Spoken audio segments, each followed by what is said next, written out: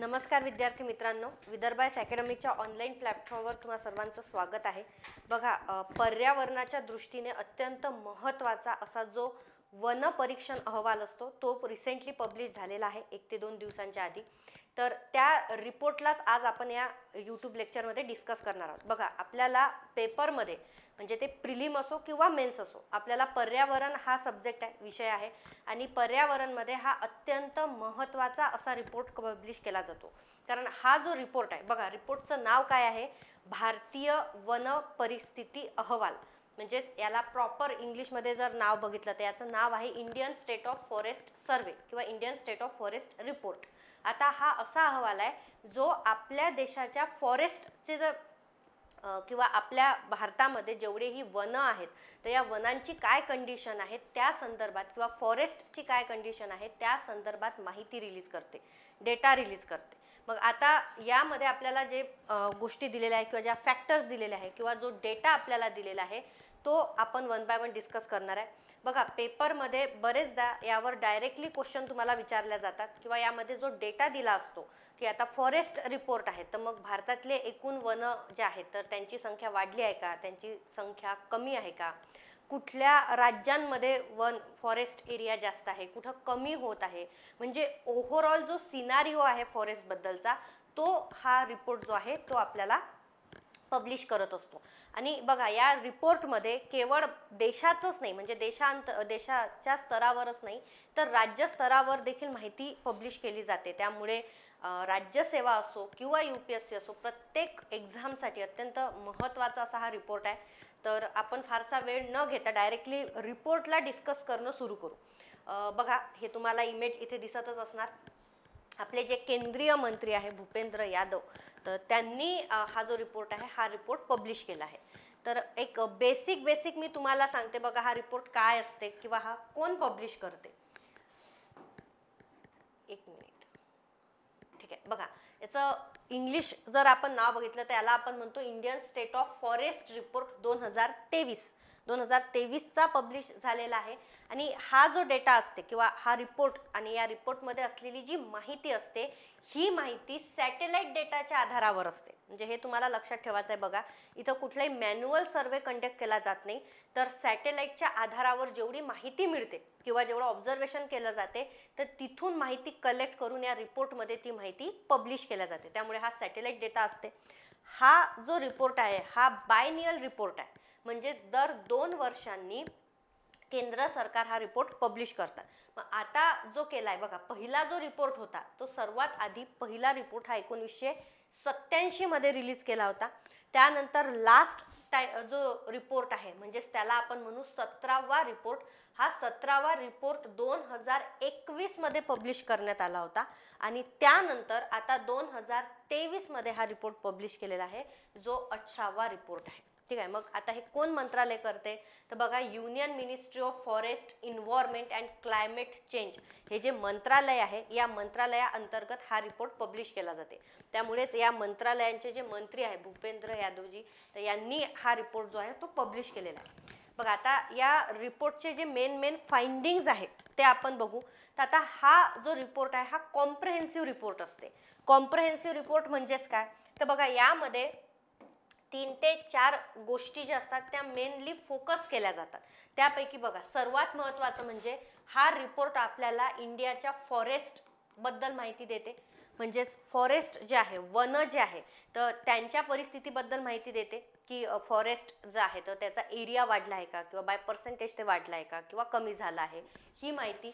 सोबतच बघा, tree cover ही पण माहिती देते। मग ट्री कव्हर म्हणजे काय तर आपल्याला माहिती आहे आपल्या देशामध्ये सर्व झाडं जे आहेत, वृक्ष जे आहेत हे केवळ फॉरेस्टमध्येच येत नाहीत तर काही वृक्ष जे असतात ते फॉरेस्टच्या आउटसाइड एरियामध्ये पण असतात। म्हणजे आपण देशाची विभागणी कशी करतो की एक फॉरेस्ट लँड येते आणि एक अदर दॅन फॉरेस्ट लँड येते, म्हणजे ज्या जमिनीला किंवा ज्या क्षेत्राला एक वनक्षेत्र म्हणून घोषित केलं नाही आहे अशा ठिकाणी पण ट्रीज असतात, वृक्ष असतात। तर हे ते देखील कॅल्क्युलेट करते, म्हणजे या अहवालामध्ये तो डेटा पण असणार।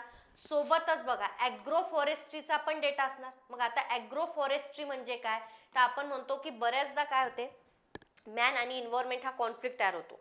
म्हणजेच काय की सर्वच्या सर्व जमीन जर आपण वनांसाठी राखीव ठेवली तर मग जे व्यक्ती आहेत, मनुष्य आहे, मग त्यांनी शेती कशावर करायची, हा जो कॉन्फ्लिक्ट येते, तर त्याला एक सोल्युशन म्हणून ॲग्रो फॉरेस्ट्री हा कन्सेप्ट होता, जो ट्रायबल एरियामध्ये जास्तीत जास्त वापर केला जातो. म्हणजेच काय की तुम्ही साईड बाय साईड बघा शेतीचं उत्पन्नही घेऊ शकता, तुम्ही पिकं पण पेरू शकता आणि सोबतच तिथं काय असणार, वन देखील असणार, तर त्याला आपण म्हणतो ॲग्रो फॉरेस्ट्री. त्याची इन्फॉर्मेशन पण देते.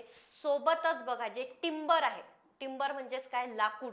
आता एवढे जर वृक्ष असणार तर वृक्षापासून आपल्याला काय मिळते, लाकूड मिळते, जे वेगवेगळ्या कमर्शियल पर्पजसाठी यूज केल्या जाते आणि त्यामुळेच वृक्षतोड देखील होते. तर या टिंबरबद्दलही इन्फॉर्मेशन दिली जाणार. त्यानंतर बघा सर्वात महत्त्वाचं आहे मँग्रोव्ह. मँग्रोव्ह म्हणजे काय, ज्याला आपण मराठीमध्ये खारफुटीची वने म्हणतो, तर या खारफुटीच्या वनांबद्दलही यामध्ये माहिती दिलेली आहे. त्याच पद्धतीने बघा म्हणजे प्रत्येक प्रकारची जी कॅटेगरी असते फॉरेस्टमध्ये, तर ते सर्वांचं माहिती या रिपोर्टमध्ये असणार आहे. पण सोबतच वनांच्या संदर्भात ज्या काही समस्या आहेत तर त्या समस्यांची पण माहिती यामध्ये इन्क्लूड केलेली असते. म्हणजेच काय, तर बघा फॉरेस्ट फायर असते, म्हणजे बघा जंगलांमध्ये वनवे असतात, म्हणजे जंगलाला आग लागते तर त्याची माहिती देते, किंवा किती वृक्ष तोड झाली आहे याची देखील आपल्याला इथे माहिती मिळणार. सोबतच आपल्या देशाचं ओव्हरऑल कार्बन स्टॉक किती आहे, म्हणजे किती कार्बन निर्मिती आपला देश करत आहे किंवा किती झालेली आहे त्याची पण माहिती देणार. म्हणजे असा ओव्हरऑल हा एक कॉम्प्रिहेन्सिव्ह अहवाल असते जो आपल्याला प्रत्येक माहिती देते. मग आपल्याला परीक्षेसाठी महत्त्वाचं काय आहे बघा, आजचं जे आपण लेक्चर कंडक्ट करतोय तर ते लेक्चर हे प्रॉपरली डेटा ओरिएंटेड असणार आहे. म्हणजेच काय, तर या रिपोर्टमध्ये जो इम्पॉर्टंट डेटा आपल्याला आहे, जो परीक्षेच्या दृष्टीने महत्त्वाचा आहे, तो आज आपण या लेक्चरमध्ये कव्हर करतोय. आणि त्यानंतर एक ॲनालिटिकल व्हिडिओ आपण घेणार, म्हणजे बघा जे डिस्क्रिप्टिव्ह वेनी प्रिपरेशन करणारे आहेत त्यांच्यासाठी पर्टिक्युलरली, की एवढे सगळे नॅशनल पार्क आहे, वाईल्ड लाईफ सेंच्युरी आहे, तर हे सगळे कन्झर्वेटिव्ह प्रोग्राम आणल्यानंतरही फॉरेस्टची जी कंडिशन आहे तर ती इन्क्रीज झाली आहे का, म्हणजे फॉरेस्ट एरिया इन्क्रीज झाला आहे का, किंवा ते कमी झाला आहे, किंवा मग कुठल्या पॉलिसी गव्हर्नमेंटने असायला पाहिजे. तर हा जो ॲनालिटिकल पर्स्पेक्टिव्ह आहे हा आपण नेक्स्ट व्हिडिओमध्ये बघू. आजचा जो लेक्चर आहे हा पर्टिक्युलरली डेटा ओरिएंटेड असणार आहे, म्हणजे आपण फक्त जो इम्पॉर्टंट डेटा आहे तो इथे डिस्कस करणार आहे. बघा तर हे मॅप आहे, हे फॉरेस्ट डिपार्टमेंटनी रिलीज केला आहे. तर या मॅपमध्ये तुम्हाला दिसणार की भारतातला एकूण कोणता कोणता एरिया हा फॉरेस्टच्या अंडर येते, म्हणजे कुठे किती पर्सेंटेज वाईज किंवा किती जॉग्राफिकल एरिया वाईज कुठे किती फॉरेस्ट आहे, तसा हा मॅप त्यांनी रिलीज केला आहे. प्लस इथे बघा आपल्याला हा पाय चार्ट पण दिसणार, त्यामध्ये पूर्ण दिला आहे की फॉरेस्ट कव्हर किती आहे, म्हणजे ओव्हरऑल वन किती आहे भारतामध्ये. त्यानंतर बघा ट्री कव्हर किती आहे, तर बघा तुम्हाला सर्वात जास्त चंक हा त्याचा दिसणार. त्यानंतर इथे स्क्रब दिलाय, म्हणजे जे छोटे झुडपं असतात त्याचं पर्सेंटेज किती आहे. नॉन फॉरेस्ट ट्री किती आहे, म्हणजे वृक्षांच्या किंवा सॉरी वनांच्या बाहेरील जे वृक्ष असतात तर त्यांचं पर्सेंटेज किती आहे, तर हे दर्शवणारा एक पाय चार्ट देखील त्यांनी पब्लिश केला आहे. तर बघा आपण डायरेक्टली आपला जो डेटा आहे तर तो डिस्कस करायला सुरू करू. बघा हा जो रिपोर्ट असतो, म्हणजे हा जो अहवाल आहे, हा अहवाल 2 व्हॉल्यूममध्ये पब्लिश केला जातो, म्हणजे याचे 2 व्हॉल्यूम येणार, 2 बुक्स येणार. आता या 2 बुकमध्ये बघा 2 व्हॉल्यूममध्ये पब्लिश केला जातो. मग त्यापैकी पहिलं जे व्हॉल्यूम आहे, म्हणजे पहिला जो पार्ट आहे, तर त्या पार्टमध्ये आपल्याला इंडियाबद्दलची माहिती मिळते, म्हणजेच देशाच्या लेव्हलवर, देश पातळीवर जी माहिती आहे ती माहिती त्यामध्ये कव्हर केलेली असते. प्लस सोबतच मग जर तुम्ही देशाची माहिती रिलीज करत आहेत तर मग त्यासाठी आपलं कंपॅरिझन केलं जाते, ते म्हणजे जगासोबत. तर म्हणजेच इनडायरेक्टली यामध्ये वर्ल्ड इन्फॉर्मेशन पण मिळणार, म्हणजे ओव्हरऑल जगामध्ये किती प्रदेश असा आहे की जो वनांच्या अंतर्गत येतो, तर फॉरेस्ट एरिया किती आहे, मग त्यापैकी इंडियामध्ये फॉरेस्ट एरिया किती आहे, तर असं कंपॅरेटिव्हली जे स्टडी असतो तो असतो व्हॉल्यूम 1मध्ये. तर त्यामध्ये पर्टिक्युलरली आपल्याला इंडियाबद्दलची माहिती मिळते. आणि दुसरा जो व्हॉल्यूम आहे व्हॉल्यूम 2, तर यामध्ये मग आपल्याला राज्यनिहाय माहिती मिळत असते, that is state wise information. मग आता भारतामध्ये जर एवढं वन आहेत किंवा भारतामध्ये जर एवढं वृक्ष आहेत, तर मग त्यापैकी सर्वात जास्त वन कोणत्या राज्यांमध्ये आहे, किंवा सर्वात कमी वन कोणत्या राज्यामध्ये आहे, कुठे पर्सेंटेज इन्क्रीज झाला आहे, तर ही जी सर्व राज्यनिहाय माहिती आहे ही आपल्याला सेकंड व्हॉल्यूममध्ये मिळत असते. तर अशा 2 व्हॉल्यूममध्ये हा जो रिपोर्ट आहे हा रिपोर्ट पब्लिश केला असतो. तर बघा आपल्याला पहिल्या व्हॉल्यूमच्या अंतर्गत जी इन्फॉर्मेशन आहे तर त्यामध्ये त्यांनी काय म्हटलं आहे, भारतामधलं जर टोटल फॉरेस्ट आणि ट्री एरिया आहे, म्हणजेच कोणतं की जिथे जिथे वृक्ष असणार तो area, that is tree area, आणि फॉरेस्ट एरिया म्हणजे प्रॉपर जे वनांचा प्रदेश आहे तो. तर हा किती आहे तर बघा हा आहे 8,27,357 स्क्वेअर किलोमीटर. हा ओव्हरऑल देशामध्ये असलेला फॉरेस्ट आणि ट्री एरिया आहे. आणि जर जॉग्राफिकल एरिया आपण कन्सिडर केला म्हणजे क्षेत्रफळानुसार जर कन्सिडर केला तर त्याचं पर्सेंटेज येते 25.17%. म्हणजे भारतामध्ये ओव्हरऑल जेवढंही क्षेत्रफळ आहे भारताचं जॉग्राफिकल एरिया आहे त्यापैकी 25.17% जमीन जी आहे ते ही वनांच्या अंडर येते. म्हणजे इथे वन असणार किंवा इथे काय असणार वृक्ष असणार. ठीक आहे. मग आता यापैकी बघा याचं डिमार्केशन कसं केलं आहे तर फॉरेस्ट एरिया टोटल किती आहे, फॉरेस्ट एरिया आहे 7,15,343 स्क्वेअर किलोमीटर. म्हणजेच 25% पैकी 21.76% एवढा एरिया हा प्रॉपर वनांच्या अंतर्गत येते. ठीक आहे. आणि ट्री कव्हर किती आहे म्हणजे वनांच्या बाहेर असलेले जे वृक्ष असतात तर त्यांचा एरिया किती आहे तर तो आहे 1,12,014 स्क्वेअर किलोमीटर. म्हणजेच तो किती झाला 3.41%. ठीक आहे. त्यानंतर बघा नेक्स्ट, आता जर दोन्ही आपण विचार केले तर फॉरेस्ट आणि ट्री हा जो एरिया आहे तर याचा आपण 2021च्या डेटा सोबत जर का कंपॅरिझन केलं म्हणजे रिसेंट डेटा आपल्याकडे कुठला होता तर 2021 मध्ये पब्लिश झालेला जो 17वा रिपोर्ट होता त्याच्याशी जर आपण कंपेअर केलं तर आपल्या असं लक्षात येते की भारतामध्ये हे जे वनांतर्गत प्रदेश आहे तर या वनांतर्गत प्रदेशामध्ये आपल्याला वाढ झालेली दिसून येते. मग ही वाढ कितीने झालेली आहे तर बघा ही ओव्हरऑल वाढ जी आहे ती झालेली आहे 1,445 स्क्वेअर किलोमीटरने. म्हणजे ओव्हरऑल एरियामध्ये किती वाढ झाली आहे 1,445 किलोमीटर एवढा स्क्वेअर किलोमीटर एवढा जो एरिया आहे तो वाढलेला आहे. त्यापैकी बघा फॉरेस्ट एरिया कितीने वाढला आहे तर फॉरेस्ट एरिया वाढला आहे 156 स्क्वेअर किलोमीटरनी. आणि ट्री एरिया म्हणजे जिथे वृक्ष आहेत तर हा एरिया कितीने वाढला आहे तर हा वाढलेला आहे 1,289 स्क्वेअर किलोमीटरने. म्हणजे 2021च्या तुलनेत 2023 मध्ये भारतातील वनांतर्गत येणारं जे क्षेत्र आहे तर त्यामध्ये वाढ झालेली आपल्याला दिसून येते. मग आता बघा इथे तुम्हाला प्रॉपरली या टेबल फॉर्म मध्ये मी तुम्हाला सांगितलंय की कुठला एरिया आणि किती पर्सेंटेज मध्ये त्यामध्ये वाढ झालेली आहे. तर बघा एक क्विक रिव्ह्यू घेऊ आपण. जो फॉरेस्ट कव्हर असते म्हणजे जिथे काय असणार आहे वन असणार आहे तर या वनांमध्ये वनांचा एरिया किती आहे तर तो आहे 7,15,342. तर मग आता यामध्ये बघा पर्सेंटेज किती येणार तर 21.76%. त्यानंतर ट्री कव्हर आहे, ट्री कव्हर मध्ये झालेली वाढ आपल्याला इथे दिलेली आहे तर त्यामध्ये किती पर्सेंटेजने इन्क्रीज झालाय तर ते झालाय 3.41%.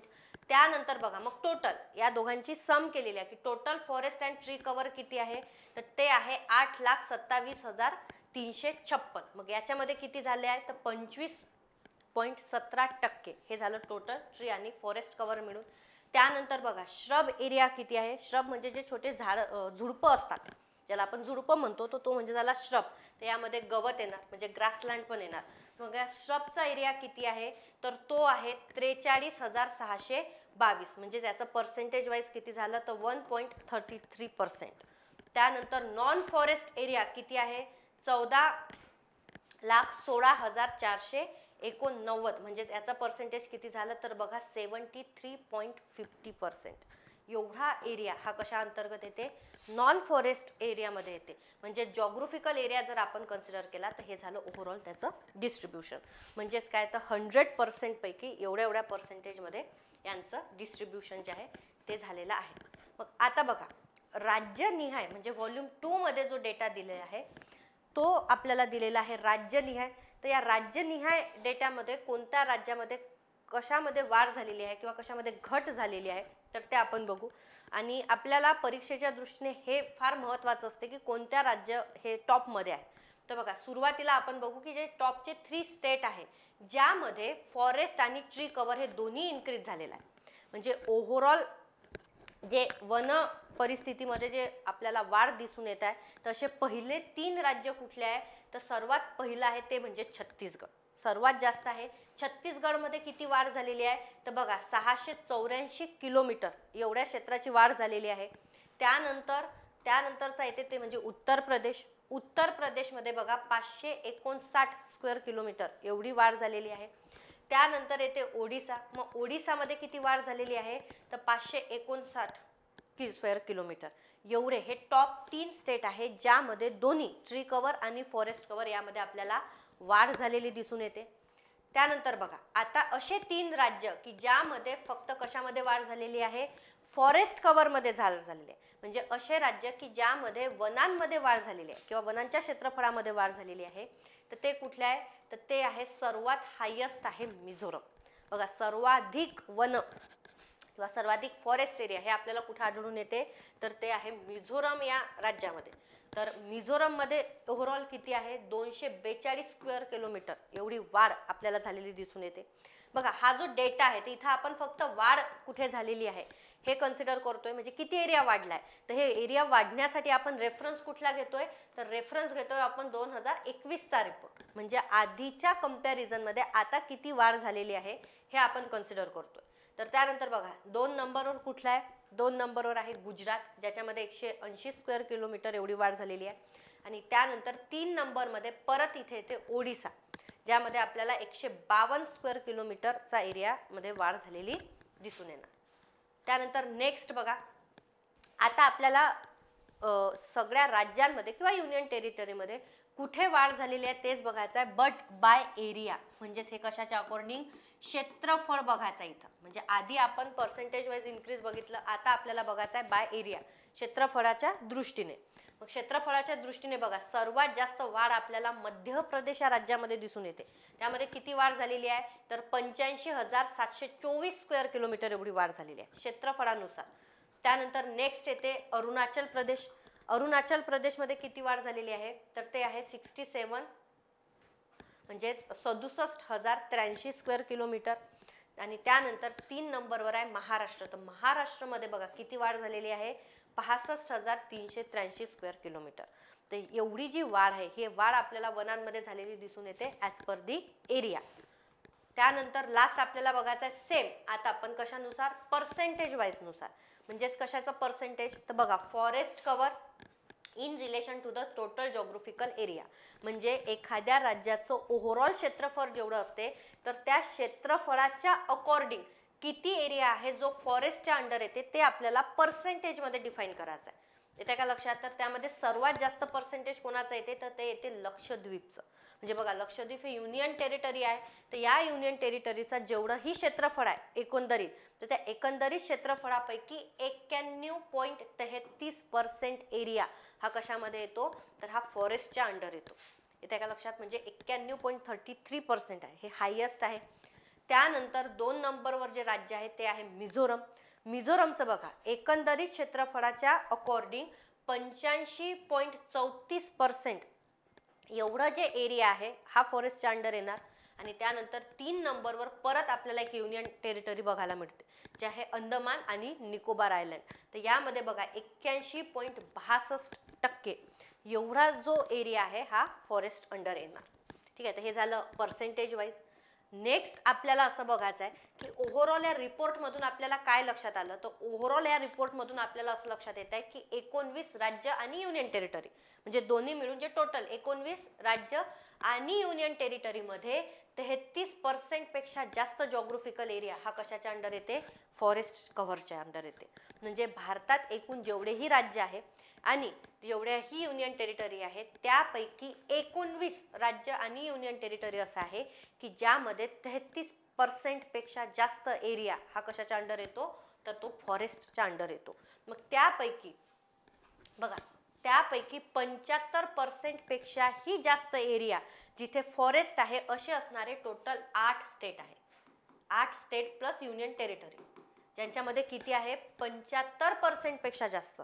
म्हणजे असे राज्य किंवा असे केंद्रशासित प्रदेश की ज्यामध्ये ओव्हरऑल जेवढे क्षेत्रफळ आहे तर त्या क्षेत्रफळाच्या 75% जमीन ही कशामध्ये येते फॉरेस्टमध्ये येते. तर असे टोटल किती आहे असे टोटल 8 आहे. त्यामध्ये कुठले कुठले येणार बघा. पहिला आहे मिझोरम ज्यामध्ये सर्वात जास्त आहे. त्यानंतर आहे लक्षद्वीप जे आताच बघितलं आपण 91% आहे. त्यानंतर अंदमान आणि निकोबार आहे. त्यानंतर अरुणाचल प्रदेश आहे, नागालँड, मेघालय, त्रिपुरा आणि मणिपूर. तर ओव्हरऑल जर आपण ही लिस्ट कन्सिडर केली तर या लिस्टवरून आपल्या अशा लक्षात येणार की भारताचा जो नॉर्थ ईस्टर्न स्टेट आहेत, या नॉर्थ ईस्टर्न स्टेटमध्ये सर्वात जास्त वन आपल्याला आढळून येतात.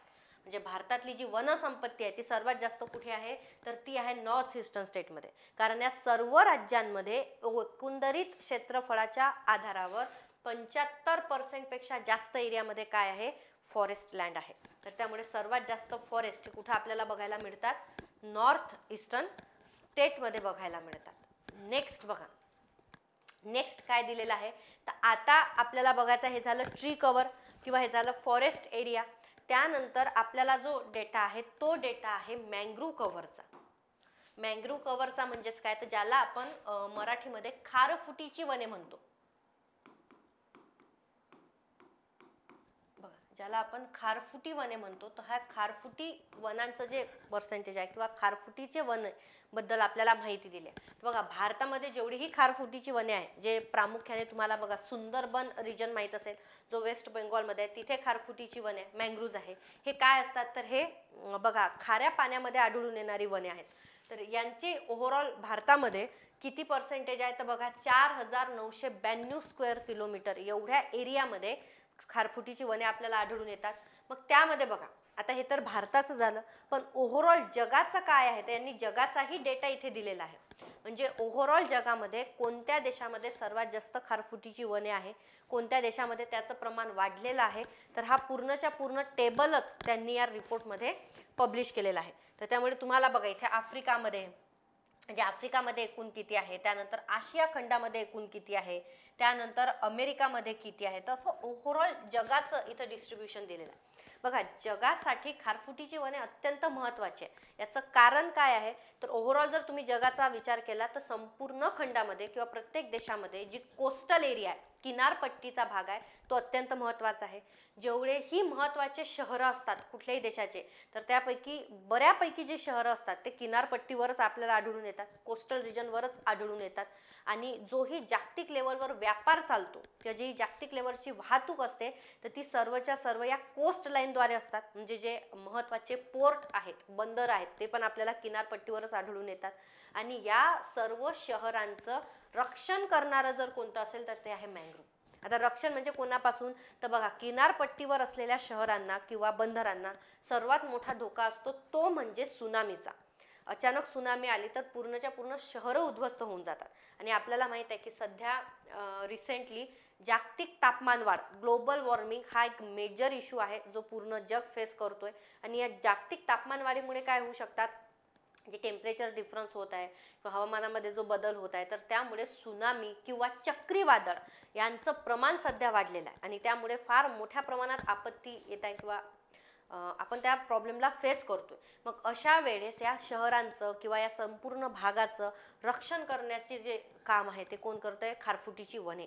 ही आपल्याला हे जे बाहेरचं पाणी आहे किंवा महासागराचं समुद्राचं जे पाणी आहे तर ते शहरामध्ये येण्यापासून थांबवतात. म्हणजे जो आपला लँड एरिया आहे त्यामध्ये येण्यापासून थांबवतात. एक बफर म्हणून मँग्रोव्ह जे असतात, खारफुटीची वने ही काम करत असतात. तर त्यामुळे केवळ भारतासाठीच नाही तर संपूर्ण जगासाठी हे महत्त्वाचे आहे. आणि त्यामुळेच त्यांनी हा डेटा आपल्याला इथे रिलीज केलेला आहे. तर हे तुम्ही एकदा बघून घ्याल PDF मधून की कुठे किती पर्सेंटेज वाढलेलं आहे. त्यानंतर बघा इथे महत्त्वाचा या रिपोर्टमध्ये एक महत्त्वाचा रिमार्क दिला आहे, तो म्हणजे बांबूच्या बाबतीत. बघा, तुम्हाला माहीत असेल, जर तुम्ही चालू घडामोडी नेहमी वाचताय, चालू घडामोडींचा अभ्यास करत असेल तर तुमचं लक्ष असेल की यंदा सरकारने किंवा 2 ते 3 वर्षांमध्ये केंद्र सरकारचा सर्वात जास्त फोकस होता तो म्हणजे बांबूवर. ओव्हरऑल आपल्याला आपल्या देशाचं बांबू उत्पादन वाढवायचं होतं. कारण बांबू उत्पादन करण्याची क्षमता भारतामध्ये पूर्ण आहे, पण त्या क्षमतेच्या आधारावर तेवढं उत्पादन भारतामध्ये केल्या जात नव्हतं. कारण काही टेक्निकल प्रॉब्लेम होते किंवा बांबू उत्पादनासाठी ज्या गोष्टी महत्त्वाच्या असतात तर त्या प्रोव्हाइड केल्या जात नव्हत्या. तर त्यामुळे केंद्र सरकारने मोहीमच राबवली होती की आपल्याला आपल्या देशाचं बांबूचं उत्पादन वाढवायचं आहे. कारण बांबूची फार जास्त मागणी आहे आणि बांबू हा अशी एक वनस्पती आहे की जी पर्यावरणासाठी फारच अनुकूल आहे. म्हणजे त्याचा पर्यावरणावर कुठलेही दुष्परिणाम होऊन येत नाही. त्यामुळे आपण बांबूचा जास्तीत जास्त वापर करू शकतो. याचं कमर्शियल डिमांडही जास्त होती आणि त्यामुळे केंद्र सरकारनं भारताचं बांबू उत्पादन वाढवण्याचा निर्णय घेतला होता आणि त्यासाठी वेगवेगळ्या योजना देखील राबवल्या होत्या. तर त्यामुळे या रिपोर्टमध्ये पर्टिक्युलरली फोकस केला आहे ते म्हणजे बांबू उत्पादनावर. तर बघा काय लक्षात आलंय की बांबू कव्हर एरिया इन कंट्री म्हणजे ओव्हरऑल भारताचं असं किती एरिया आहे, क्षेत्रफळ आहे की जिथे बांबू उत्पादन केले जाते, तर ते आहे 1,54,670 स्क्वेअर किलोमीटर. एवढ्या क्षेत्रफळामध्ये भारतामध्ये सध्या बांबूचं उत्पादन होत आहे. मग आता हे कितीने वाढ झालं आहे, तर बघा 2021 ची जर कंपॅरिझन केली तर यामध्ये आपल्याला 5,227 स्क्वेअर किलोमीटर एवढी वाढ होताना दिसून येते. म्हणजे बांबू च्या अंडर येणारा जो एरिया आहे त्यामध्ये वाढ झाली आहे. म्हणजेच ओव्हरऑल आपण असं म्हणू शकतो की बांबू उत्पादनामध्ये वाढ झालेली आहे. मग आता बघा त्यांनी आणखी एक इथे दिलं आहे ते म्हणजे टिंबर. टिंबर म्हणजेच लाकूड, अत्यंत महत्वाचं. तर इथे आणखी एक स्टेटमेंट काय आहे की बघा total annual potential production of timber from tree outside the forest. म्हणजेच बघा वनांच्या बाहेर जेवढं ही क्षेत्रफळ आहेत. आता बघा वनांमध्ये आपण डायरेक्टली वृक्षतोड करू शकत नाही किंवा त्या वृक्षांचा वापर आपण टिंबर जनरेशनसाठी लाकूडसाठी करू शकत नाही. मग आपल्याला महत्त्वाचं कोणतं असते, तर ते असते फॉरेस्टच्या बाहेरचा एरिया. म्हणजे असा एरिया, अशी जमीन जी सरकारने फॉरेस्ट म्हणून घोषित केलेली नाही आहे, त्याला वन म्हणून घोषित केलेलं नाही आहे, तर त्या जागेवर आपण काय करू शकतो, वृक्ष लावून त्याच्यापासून लाकूड तयार करू शकतो. तर हे ॲन्युअल पोटेन्शियल दिलं. ॲन्युअल पोटेन्शियल प्रोडक्शन म्हणजे काय की दरवर्षी भारत किती प्रमाणामध्ये लाकूडची निर्मिती करतोय, पण कुठे आउटसाइड द फॉरेस्ट, तर त्याचं आहे पर्सेंटेज 91.51 मिलियन क्युबिक मीटर. किती प्रोडक्शन आहे, तर बघा मिलियन क्युबिक मीटर. आता हे मिलियन पर क्युबिक मीटर काय असते, तर बघा क्युबिक मीटर कसं मोजतो आपण, ज्यामध्ये लेंथ, ब्रीथ आणि हाईट हे किती असणार, तर हे 1 असणार. असा क्यूब असतो ना, तर ह्या क्यूबच्या अंतर्गत त्यांनी दिले की ज्याच्यामध्ये प्रत्येक किती असणार, 1 लेंथ असणार, त्यानंतर 1 विड्थ असणार आणि 1 हाईट असणार. तर असं जर आपण कन्सिडर केलं तर हा झाला एक क्यूब. हा काय झाला, एक क्यूब. तर असं या पूर्ण क्यूब मध्ये जर का तुम्ही लाकूड कन्सिडर केलं तर असे किती क्यूब आहे, तर हे आहे 91.51 मिलियन क्यूब. एवढं प्रोडक्शन भारतामध्ये सध्या होतोय. कशाचं, टिंबरचं म्हणजेच लाकडाचं. आणि हे ॲन्युअल प्रोडक्शन. ठीक आहे, म्हणजे यामध्ये बऱ्यापैकी वाढ आपल्याला झालेली दिसते. त्यानंतर बघा आणखी एक महत्त्वाचा हायलाइट करणारा पॉइंट आहे तो म्हणजे कार्बन. आता बघा आपल्याला पर्यावरणमध्ये सर्वात महत्त्वाचा घटक जो असतो तो असतो कार्बन. कारण सध्या पर्यावरणाच्या ज्याही काही समस्या आहेत तर त्या सर्व समस्येला आपण काय जबाबदार ठरतो, ते म्हणजे कार्बन डायऑक्साईड. मग केवळ समस्याच नाही तर इतरही पर्यावरणाच्या आधारित जे काही घटक आहेत तर त्यामध्ये सर्वात महत्त्वाचा आहे तो म्हणजे कार्बन. तर या कार्बनवरही लक्ष ठेवणं फार गरजेचं होतं. आता बघा कार्बन सिक्वेस्ट्रेशनचा जर आपण विचार केला की भारतामध्ये सध्या किती प्रमाणात कार्बन आहे जे जमिनीच्या आतमध्ये, म्हणजे ज्याला आपण अजूनही बाहेर काढलेलं नाहीये किंवा ज्याचा अजूनही आपण कमर्शियल वापर केलेला नाहीये, म्हणजे आपल्याकडे ते ॲज अ मिनरल म्हणून स्टोअर आहे. तर असं किती आहे, तर बघा हा डेटा जो आहे तर एनडीसीनी काय म्हटलं होतं, एनडीसी म्हणजेच कोणतं, नॅशनल डेव्हलपमेंट काउन्सिल. कारण हे सस्टेनेबल डेव्हलपमेंट गोलमध्ये पण येते बघा. आपल्याला हवामान बदलावर आळा घालायचा आहे, त्यामुळे आपल्याला कार्बन डायऑक्साईडवरही लक्ष ठेवायचं आहे आणि कार्बनवरही लक्ष ठेवायचं आहे. तर हा ओव्हरऑल डेटा त्यांनी काय म्हटलं होतं, तर आपलं जे टार्गेट होतं ते टार्गेट होतं की 2.5 ते 3 बिलियन टन एवढं आपल्याला कार्बन पाहिजे आहे. कुठपर्यंत, बाय 2030. म्हणजे 2030 पर्यंत भारतामध्ये 2.5 to 3 बिलियन टन एवढा कार्बनचा साठा असायला हवा, असं टार्गेट आपण सेट केलं होतं. तर त्याच्यामध्ये बघा आता या रिपोर्टमध्ये हा डेटा दिला आहे की सध्या 2023 मध्ये भारताजवळ किती स्टॉक आहे, तर भारताजवळचा स्टॉक आहे 30.43 बिलियन टन. म्हणजे आपण जी लेवल्स घेतली होती किंवा आपण जे टार्गेट ठेवलं होतं त्यापैकी फार जास्त प्रमाणात इथं आपल्याजवळ काय आहे, कार्बनचे साठा आपल्याला दिसून येते. म्हणजेच ॲडिशनल कार्बन स्टॉक किती झाला, तर एक्स्ट्रा मध्ये जी वाढ झालेली आहे ती वाढ झालेली आहे 2.29 बिलियन टन एवढी. त्या लक्षात, म्हणजेच आपल्या भारतामध्ये कार्बनचा साठा देखील काय झालेला आहे, वाढलेला आहे. तर बघा असं ही जी हायलाइट्स होते किंवा हे जे पॉइंट्स होते हे आपल्याला परीक्षेच्या दृष्टीने महत्त्वाचे असे पॉइंट्स होते की ज्यावर प्रश्न विचारण्याची पॉसिबिलिटी जास्त आहे. तर ते आपण सर्व या PDF मध्ये कव्हर केलेलं आहे. तर तुम्हाला अत्यंत महत्त्वाचं काय आहे तर हे म्हणजे स्टेट, कुठल्या स्टेटमध्ये किती जॉग्राफिकल एरिया आहे किंवा किती पर्सेंटेजने वाढ झालेली आहे किंवा पहिले 3 राज्य कोणते आहे, तर यावर तुम्हाला लक्ष ठेवायचं आहे. हा जो डेटा आहे हाच तुम्हाला कव्हर करायचा आहे. बघा याचा जो ॲनालिटिकल पार्ट आहे की ओव्हरऑल रिपोर्टचं ॲनालिसिस हे आपण नेक्स्ट लेक्चरमध्ये कंडक्ट करू. थँक्यू.